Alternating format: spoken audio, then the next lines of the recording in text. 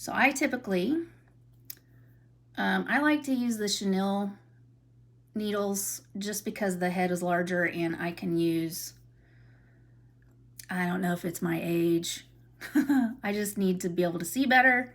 So this is a needle threader. There are other variations on this. This is the sturdiest type I found. The rest of them tend to fall apart real easily if you pull on them.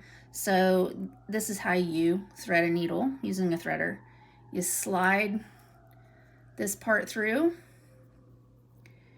you hook the thread, and then you pull the threader back through, and voila, you have threaded your needle. So let's look at how to start your knot at the other end. So you're starting your knot because, of course, if you don't, this thread's going to come right through when you start playing, when you start your design. So you can do this a multitude of ways. It's literally just tying a knot like any other. Doesn't have to be that big.